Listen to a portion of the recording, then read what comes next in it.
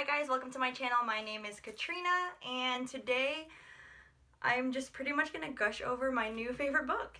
And that's what we're gonna call it.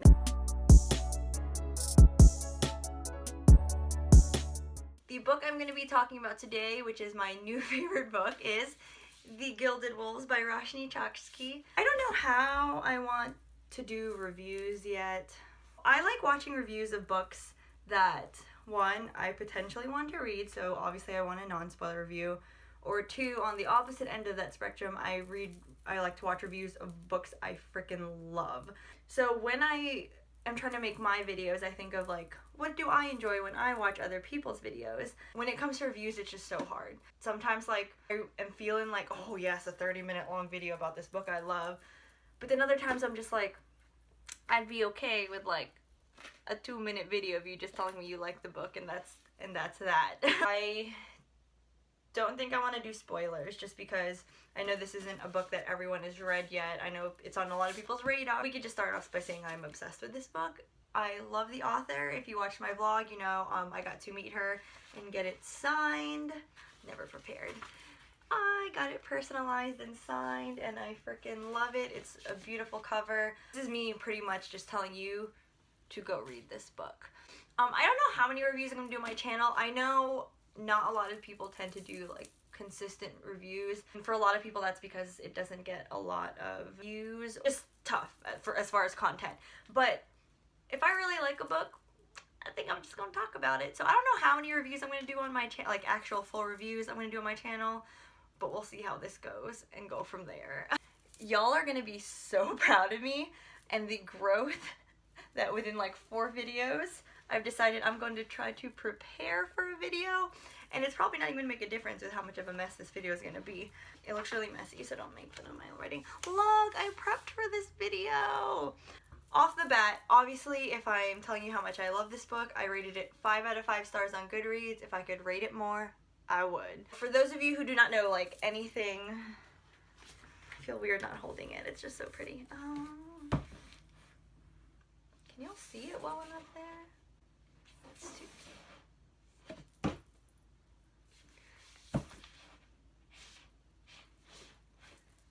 I think that's good enough. We're gonna leave her right there in all her beauty. For those of you who know nothing about this book, it is a YA fantasy set in 1889 Paris, I believe, which is when the World Fair or Exposition Universelle or whatever you call it, it's pretty much the World Fair where a bunch of people from different countries were all in Paris around this frame, and that's actually something that happened. So kind of historical fiction, but there are magical elements to it, so hence the fantasy and everything. I really suck with synopsis, so I'm just gonna tell you like random things.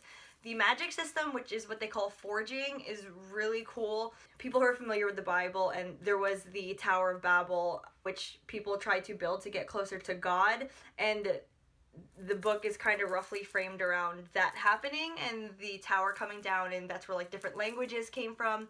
So the broken pieces of this tower plays a role in the book of where like the magic comes from. Like that's not really important, you'll like learn about it in the book, but that's kind of where like the magic comes from. Like I said, they call it forging, and it took me a while to get a grasp on the magic system, and I'm still kind of like, I could probably go back and tab some parts so I could like remember it. Part of their magic system and why it's called forging is their ability to create things and make things. There's these powerful families that it's kind of like the societal structure is based around, that each have a fragment of the Tower of Babel. I'm just doing a really bad job of explaining this. It was really cool, and the reason I'm probably struggling to explain it is because it took me a little bit to understand it. But don't let that take away from me saying read this book. Y'all will probably be able to pick it up quicker than I did. So as far as the overall like plot and everything, I hear people try to compare the Gilded Wolves to Six of Crows, and I love, love, love Six of Crows. And I get what they're trying to say, because it's kind of like that ragtag group of people who wouldn't necessarily be friends with each other if it were not for the circumstances they were put in. And so I can see that, and I can see because there's this big heist, because they are trying to, pretty much it's this big treasure hunt, it's giving some of those vibes. I don't think it does whatsoever, other than the friend group and them trying to get something. That's why it's like Six of Crows. That don't make sense. I mean, it does make sense, but that's just such a vague comparison, I feel like. It doesn't do this book justice because it is so different. I point up here because my Six of Crows is up here. It is so different from Six of Crows, and I feel like people who are obsessed like me, who are expecting to get like those murder baby feels, are not gonna get it. It's just a different kind of book. Anyway, so there is treasure hunting. There is this ragtag group of characters, which I will go over. The main part of this review, I feel like, is me going to just be talking about the characters because I love them so much, and they are such a diverse group of characters, and I just want to, without spoiling, letting you guys know how well Roshni created this group of characters. It, like, amazes me and, like, makes me emotional, and I'll explain why in a bit. Without revealing too much of the plot and getting you confused with talking about the Tower of Babel, which I probably already confused you, it has a dope magic system. It is beautifully written. Really love her style of writing. It created that atmosphere of 1889 Paris, set the tone. Like, just her writing was just so beautiful, and I loved her style. Moving on to the bulk of why I'm writing this review, or writing. I always say that when I'm filming. I'm not writing a review because I suck at writing. I am filming my review. It's about this group of characters. And that's why the only reason I'd let it relate to Six of Crow, because when I think of the Six of Crow characters, I'm also like, I get those same, like, I love them so much. And the main character and where the plot is revolved around is, his name is Severin? Like, you gotta say it with a French accent, and I don't have a French accent, so I'm gonna say Severin. He is half Algerian, so he's mixed. There's been some conflict within his family, and he was part of one of the original, like, high families that I was talking about. Because of his mixed blood, obviously that will play it plays a role. It is the criminal mastermind of the entire group when they're, like, pretty much stealing things. They don't like to call it stealing, but it's stealing things. He is the criminal mastermind. He is the one that got that group together. The vibes he gives is, like, grumpy as hell, but, like, in a really good way. So he's not mean either. He's just grumpy, is the best way I can describe it. But I love that. Not, like, a negative thing. He's grumpy in all the best ways, is all I can say. The plot kind of revolves around him. He's the one he's like the catalyst to the plot of, like, getting things going and where the plot is going towards stealing this artifact. The character is my girl, Layla. She is, I believe, full Indian. She is the definition of, like, squad mom. She is a baker. She bakes all these yummy desserts that, like, when I'm reading and I'm just like, I want to go to, like, a patisserie and, like, grab some desserts real quick. She bakes, and she is a dancer, and her culture, like, the Indian culture and how she dances is so ingrained into her, and it's really beautiful, her connection with that and learning about the Indian culture and dancing and what it means to her. I don't even want to spoil, like, relationships or potential relationships, but the vibes that I get from her and Severin are just, I like that. Y'all will enjoy that. The character is my girl Zofia. Let me talk about my girl Zofia. She is Jewish, Polish, and is on the autism spectrum. And the way that Roshni writes Zofia, I can't explain it. It is just so good. You can tell she did her research about people with autism and didn't, like, pigeonhole into too many of the stereotypes that go along with it. If you watched my About Me tag, you know, for 3 years I taught special education, specifically kids with autism.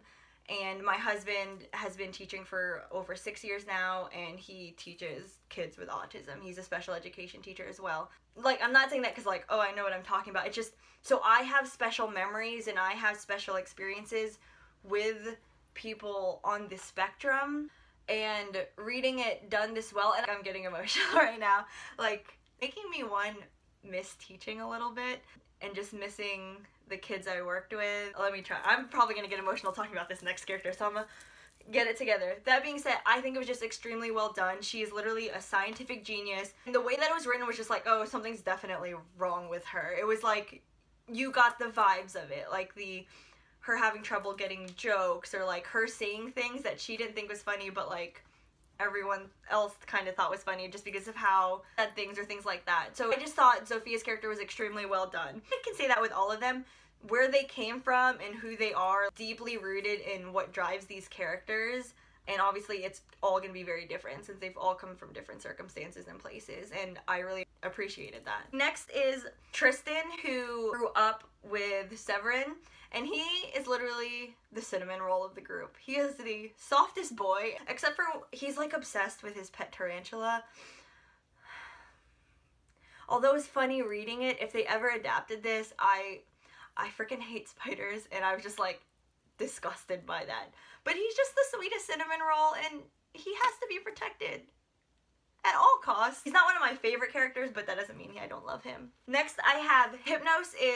He's black, he is queer, he is very flashy, he is very funny and sarcastic, and he doesn't always have the right motivations, and that's why I don't know if that's going to be a spoiler, but you think in the beginning he's going to be the guy you hate, and I just did not hate him. I think in the beginning you think he will be that role of like, okay, here's a character I'm not supposed to like, or who's against my babies, but I end up really liking him. I really like his flirting and banter with the last character I'm going to bring up, and the one that I connected with personally the most, my boy Enrique. Enrique is half Filipino, half Spanish. I am Filipino. He is bisexual. Your girl is bisexual. Like, could I connect with this character anymore? I don't think it was possible, except for like obviously if it was a girl instead, but whatever. Besides the point, when I went to the signing, I actually got to ask a couple questions because I didn't get to read the book. The signing was literally a day after the book was released, and I only read a couple chapters, so I didn't even get to Enrique being Filipino. And I found out at the signing that Roshni was half Filipino, half Indian, and like this is so dramatic. I literally got so worked up, like, and so emotional because I have always wanted to read something by a Filipino author. I still continue to try to find some just so that I can have that connection that I've never had when I was reading. And when I asked about, because she mentioned all these different cultures and people that were being in the book, I was just like, did you pull from anything Filipino? And yes, because one of the characters is half Filipino. Filipino culture is really difficult because we were conquered by Spain for over 300 years. So the character is half Spanish as well. I'm married, so my last name is Hicks, but my maiden name is Fernandez, which is a very Hispanic name. Most people thought I was Hispanic growing up because of my last name being Fernandez. And she brought up that, and this character brings up this whole thing about identity and finding and connecting to the Filipino culture and what that means to him. It's really, really resonated with me. There was this like moment in time where I was obsessed with started getting tattoos. I wanted something Filipino. We don't have like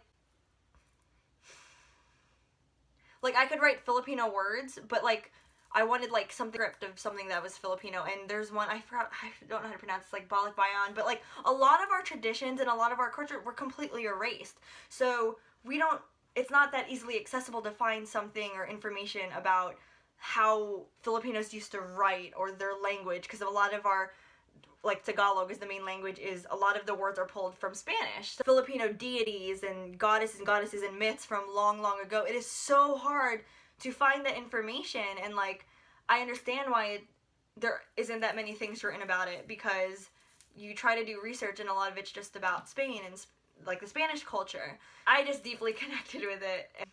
I only came out as bi, I want to say, last year. And so the fact that we have Enrique, I'm literally like tearing up right now. It's so dumb because it's like not even serious, like, oh, something really sad or deep happened. It's just finally being able to like connect with the character. Do you know what I mean? Oh, this is a mess. I have to end this video soon because I'm about to just start crying over Enrique being Filipino and bi. That's like literally what this is coming down to. That being said, I do plan on like trying to find some research and trying to find more Filipino authors, and it's just hard because I like fantasy and young adult. Where else am I gonna find like a Filipino fantasy young adult? I think like that's like translated here, or even if a Filipino American were to write something, I'd be like so freaking hype. Let me get it together. There's literally more in-depth things I wanted to say about Enrique. Like, I'm just a mess. I really enjoyed what she did with this group of people. How, like I said, she took the backgrounds of these characters and it's done really well. Without spoiling, the scene in the book where they're going to this, like, a party, essentially, and they have to wear masks, kind of like a masquerade. And They literally had to wear their stereotype on their face, and it was just so... It was hard to read. Like, you knew what they were going through. Like, for example, Enrique, my boy Enrique, his mask was of a Chinese character because he was belittled down to, oh, you're Asian, this is you, this is what they're gonna see you as, and this is how you're gonna blend in, is by being what your stereotype is. And that's what all these characters had to go through. And that was really painful to read. All in all, I have to say, even though a majority of why I love this book is the characters, your girl loves a quick plot, your girl loves action and deception and heist and like crazy things happening. So this book literally has all of it. So please read it. That's all I got to say. If you are into fantasy, if you want a diverse read, not only are the characters diverse, it's the author is diverse as well. I don't know. I literally cannot tell you one bad thing about this book. I'm gonna take a second, try to be a critical reader, and think of something bad or not bad, but something I didn't like about this book. Nothing. Maybe like the tarantula, but it makes Tristan's character cute that he's like so in love with this giant tarantula. But other than that, I don't like spiders. So nothing. Like, there's nothing wrong with this book, and I'm sure there's gonna be people who don't like it, and I'm sure there's gonna be people who are like, oh, I thought it was slow in this, or oh, I think one of the criticisms I saw was about the world building. A little difficult at first, but I kind of like that, and since I read a lot of fantasy, like, that happens to me in the beginning of every fantasy book, so we're not gonna knock it down for that. To wrap this video up, your girl loves this book. You need to read it, and if you read it, my DMs are open. Okay, hellokatryna on Twitter or on Instagram or anywhere on YouTube. Comment down below if you've read this book. I would literally like rant and talk about this book forever. So hit your girl up. Bye guys.